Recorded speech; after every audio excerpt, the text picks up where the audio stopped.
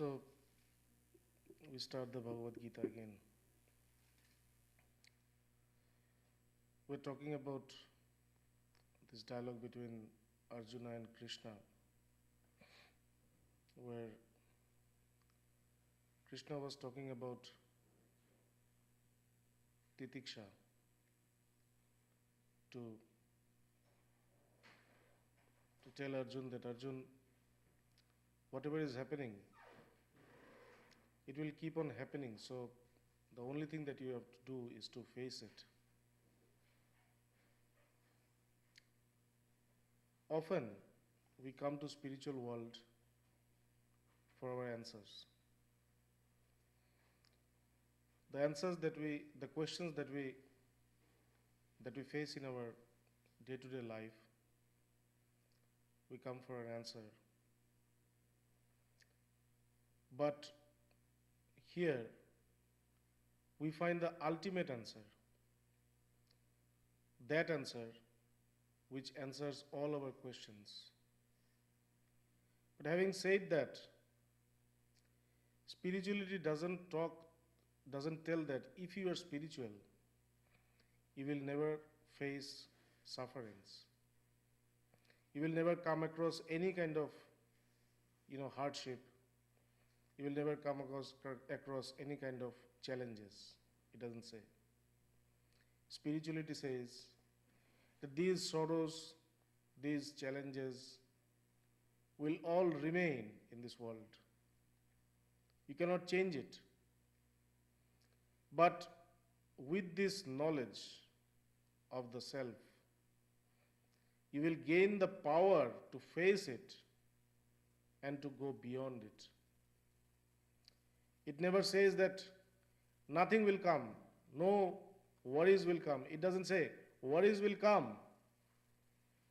But when you face it, you will see that worries are not there anymore. They were just the delusion of our mind. So that is why, for an unenlightened soul who has just come to the Master tells him that you have to face it, that's all. Whatever is coming, this is all coming because of your own karmas, because of the attachment of your senses with the external world. That is all. Whatever, happiness, unhappiness, sorrow, whatever we face, this is only because of our senses. We have let our senses to get attached with the external objects. We do not have control over our senses. And that is why this has happened. But here it says that you don't have to gain control over your senses. Just don't think about it. The only thing that you have to know is that you have to know who you are. That is the only wisdom. That is the only knowledge. The knowledge of the self. And that is why the Upanishads always declare one word very repeatedly. And that is Atmanam Biddhi. Atmanam Biddhi. Know thyself, know thyself. To any Sadguru you go, he will not bother, he will not be bothered about anything that we face. He will only be interested in letting you know your true self, your true nature. And there lies all happiness. There lies all solution. There lies all freedom. There lies all wisdom. So here also Krishna, when Arjuna was saying so many things about himself, about his family, about his grandparents, his grandfather, his friends, his relatives, Krishna didn't go into those aspects. He didn't start a discussion about what led to this war. He is trying to tell Arjuna, Arjuna, you are thinking this only because you are an ignorant person. You do not have that knowledge by which you can discriminate. You can understand what is true, what is false. You do not have this knowledge. So Krishna, standing on that battlefield, is delivering this greatest knowledge of Vedanta, of the Upanishads to Arjuna. So this knowledge of the Upanishads can also come to us from this, standing on a battlefield. We always associate spirituality with some kind of practice in solitude. But you will see that most of the spiritual texts are the texts written within our practical life. And here, in the midst of battlefields, where there is so many chaos everywhere, and there stands this Krishna, the Lord, speaking about this knowledge with firmness, with clarity. And Arjuna, and making Arjuna listen. It's not that Arjuna is is listening to each and every word of Krishna. It's not that. Sometimes he's asking questions which are not really relevant, irrelevant. Still, Krishna is giving this knowledge. So this is our condition of a disciple, of a seeker. We do not know what to ask. We do not know what to ask. The Master tells us what to ask. What are the questions which we really need to ask in our life? That is also explained by our Master. The only question is this, that you tell me, who am I? Koham, koham. Tell me, Master, who am I? The Master says, Shoham, Shoham. Thou art that, thou art that, you are that. So here we again start this Gita. We are on the 19th verse now. Yang hina vyathyante te purushang purushasrava sama dukha sukha dhiram somritattvaya kalpate. O Arjuna, those who are foremost among men, these do not torment a wise person to whom sorrow and happiness are the same. Therefore, he becomes fit for immortality. Means all these challenges that we face, we become scared. We become distracted. We do not know what to do. Here, Arjuna doesn't know what to do. He's distracted. He's talking nonsense. Krishna says, Arjuna, it's not that only you are facing this. All the wise men also face this, but they are not tormented as you are. They also always stand firm. They don't distract themselves like you are doing.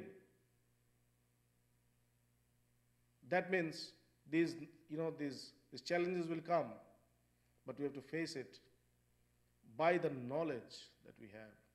And that is the qualification of being immortal. This knowledge of the Brahman is the knowledge which leads to immortality. Immortality means we will not have death. So, what does it mean? That means we will not die. Yes, we will not die. Who dies? Who is the person who dies?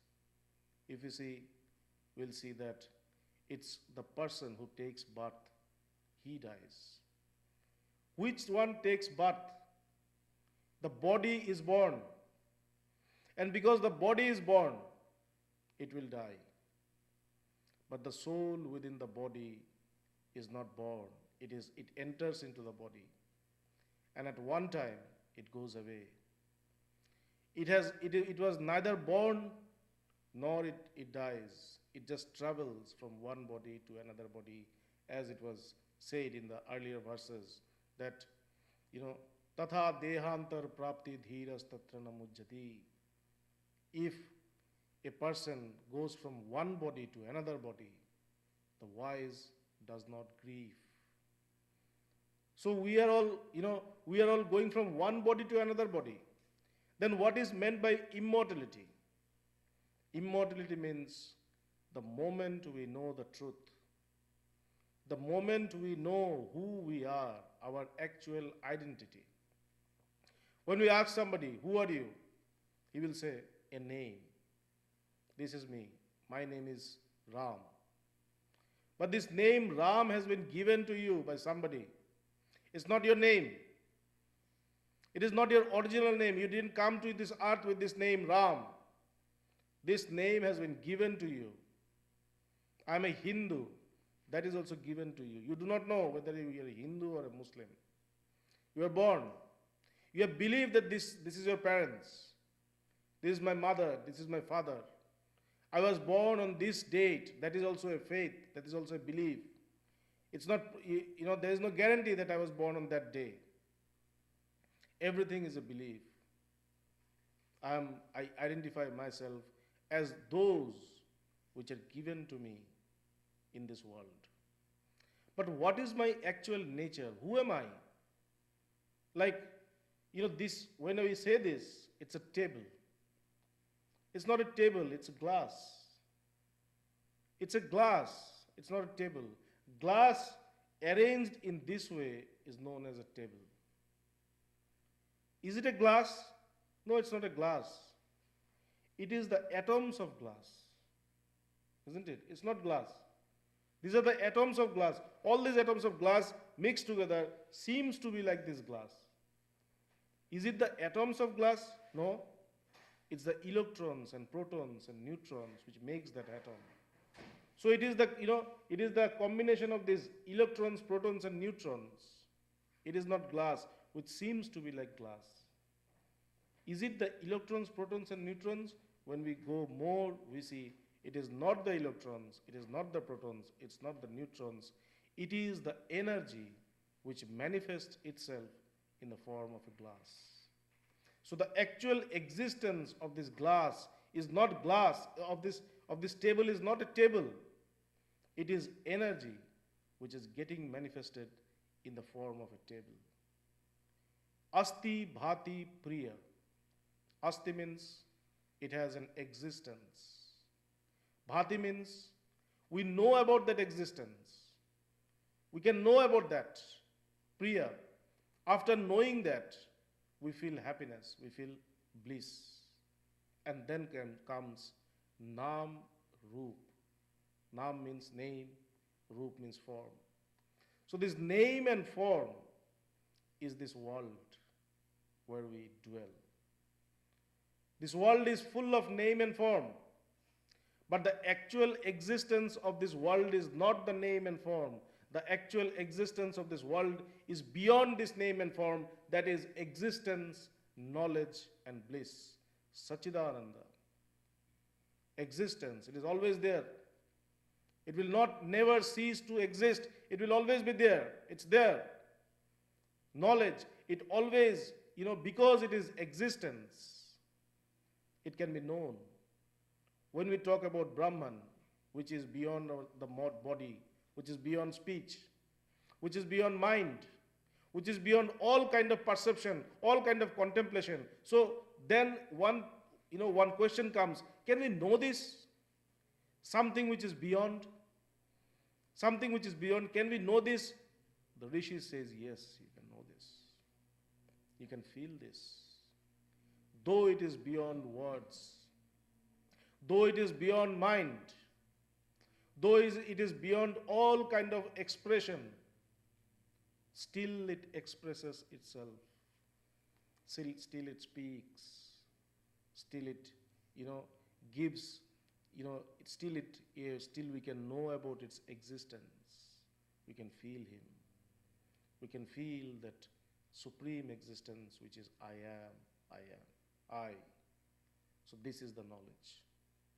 When we reach this knowledge, the moment we reach this knowledge, all kind of grief that we have, all kind of mental troubles that we have, all kind of indecision, this trouble in making decisions that we have, all kind of worldly problems that we face in our daily life,